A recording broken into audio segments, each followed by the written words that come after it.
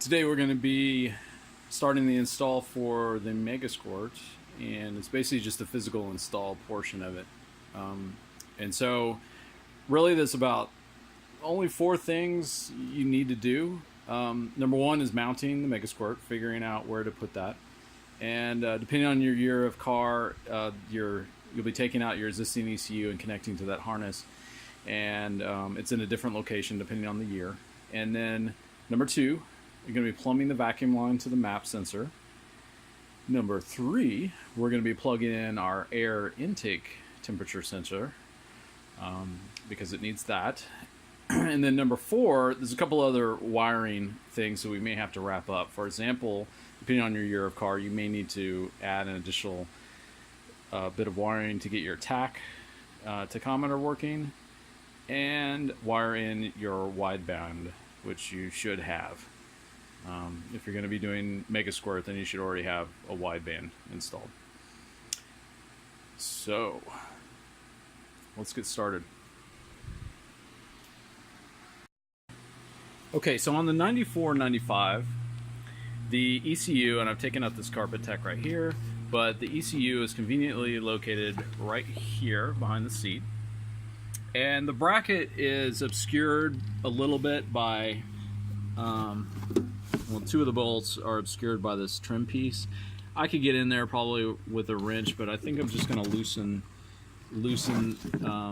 this trim piece anyway, so that I can get at all this very easily. So what we're going to do is unbolt it, and that allows us to flop this around. The harness connection is at the bottom, and so we'll get a better view of that once we get everything unbolted.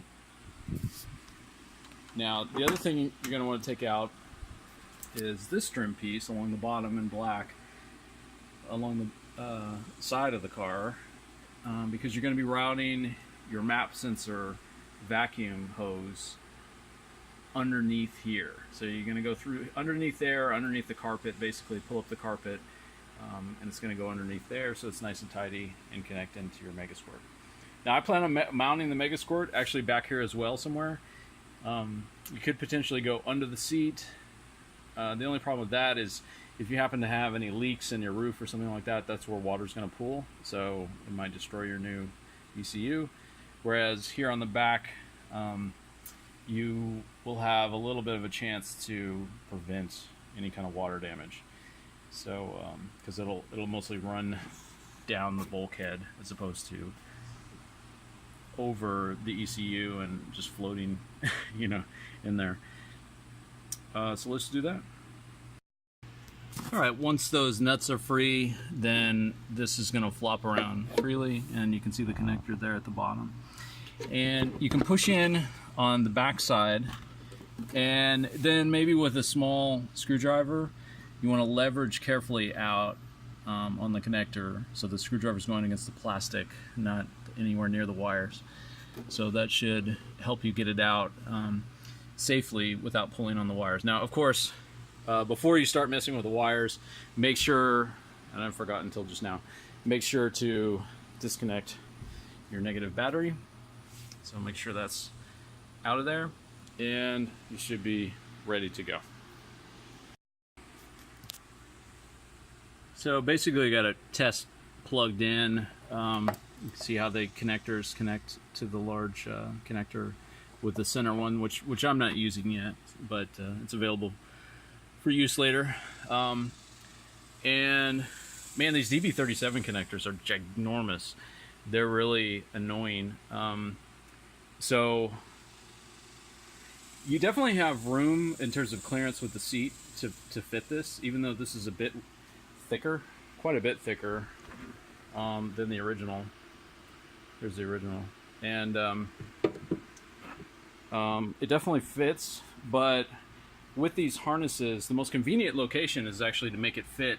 See this molded out section? That's where it was. And if you can make it fit within that molded out section, which you kind of can, you can have the corner match right there, then it'll make your life easier from a hiding it perspective. So the problem is that this harness, these things are pretty big, so it kind of has to be jammed down there at quite an angle to get this to move over, and I didn't really like that. So for now, maybe I'm just going to give myself a little bit of extra space with the vacuum hose and just bring it all the way up and just let it sit right here for now. This is a really convenient place for it to be, for tuning, you know, connecting the cable on the back side, and should be fine. So I did tighten those screws up into the little hex bolts there so that these are secure. So these are in there good, and I just need to, those are just slid in about halfway, but I can pop them in the rest of the way. So for step 2, we're going to be routing the vacuum hose, and the way we're going to do that is there is a convenient little plug right there. I can get it to focus. There we go. And we're going to take out that, and we're going to drill a hole in the center, the right size, for the vacuum hose, and we're going to turn it into a grommet. So that's how we're going to get back into the engine compartment. So this is way up under the dash. If you look at the angle, you know, there's the dash, and then there's the thing. So it's farther up than you might think. So you're going to feed it in through, and that's going to make it easier to grab, and then you're going to pull it on through. Now, where you connect it to the intake is very important. So this needs to be connected to a place that's stable pressure, and it's not going to fluctuate a lot. And so that means that you don't want to connect it to either end of the plenum.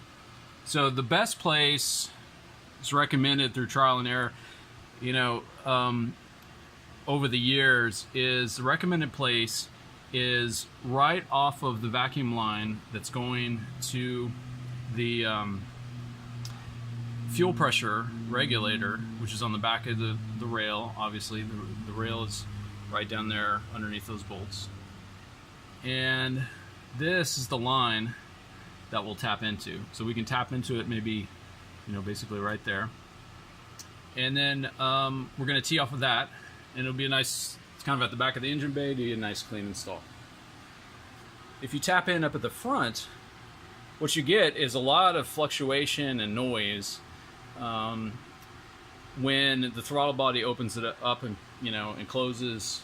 And at the back, there's a couple ports as well for like EGR things and the brake booster and all that kind of stuff. And that's sort of the same deal. It's kind of noisy. The middle of the plenum is okay, is where you want to do it. So this is basically going into this little solenoid thing, and it's going to be going, so either one of these, basically those lines, is probably good. So anything off of that middle plenum connection is a good place for it. Alright, so inside the cabin, the place where the grommet is kind of hard to get to. So I'm underneath here. I've taken out the glove box just so that I can have a better sight line. Normally there'd be a big piece of plastic right there, but you may not need to do that because you can come in from underneath, but it may help. It's only 2 screws on either side and it drops out. So the first thing you want to do is get this carpet out of the way, and then you're going to want to disconnect this guy. There's a little clip right there, and the way this works is that you pry up on the top of it right there, and then you can pull back and it's going to open up, right? And so then you can move this back. That frees you up to move back this whole stretch of insulation. Try to get a better view. And so there's a bracket here on the side support, and basically up past there is where you're gonna need to get to. All right, getting out the grommet was relatively straightforward. Basically I used one of these and just kind of reached down in there and kind of embedded it in a little bit, and then gave it a twist, and popped right out. So what we're going to be doing is drilling this to match our hose. Okay, so I've got a screwdriver inserted into the hole, and you can just barely see, actually it's behind this wire. There it is. So that is the path that your hose is going to be taking. So one thing you could do is actually fish it this way. That might be easier to make sure that it goes through smoothly. But so you want to take off, you do want to take off the side trim piece, I think. But where that screwdriver is, right there, that's sticking out directly. I'll show you where that is. So there's the screwdriver handle right here.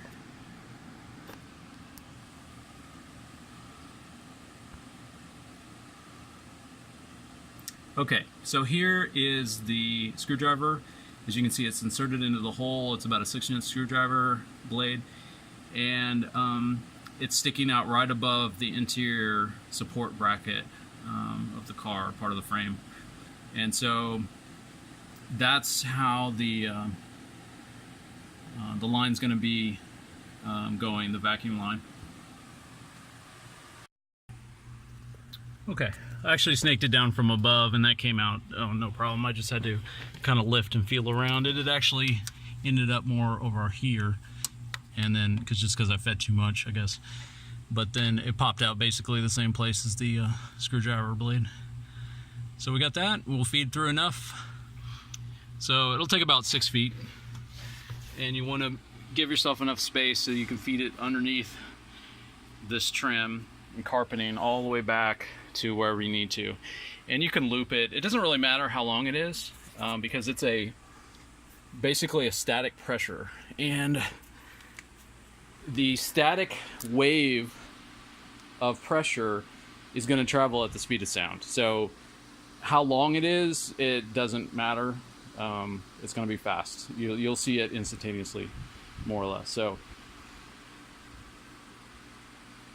we shall be able to get this finished plumbing up.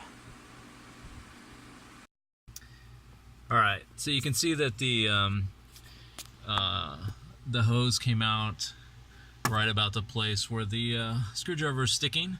So I just fed that down from the top, kind of test fed it out all the way back up to here. So we can always trim that. I think I got this whole roll from Amazon for, I don't know, less than 20 bucks. It's like 25 feet of this hose. So it's plenty more where that came from. So what I'm going to do is kind of go under these clips, just pop these off, and route it underneath that. This won't crush, so it's not really an issue. It's flexible, and you can squeeze it, but it's not going to crush. Silicone actually is worse about that. It'll crush, and silicone is more susceptible to damage by vibration, and getting cut, like wear through. It's not as resistant as rubber, so this is actually better for this application. So basically, just like this, and we clip that harness back into its little tab, and you can see the thing going down, disappearing on the carpet. It's gonna run right underneath this little plastic thing for the wiring harness. It could probably fit in here actually, which would be nice, because then it's impossible to be crushed, but it's happy underneath there. There's a little hump here from the carpet, so it's not even gonna get crushed by that. It goes along here, it's gonna go underneath, snake out there, and we're just gonna plop it in there. When we move this to its final destination, which will be lower, obviously we can just trim this.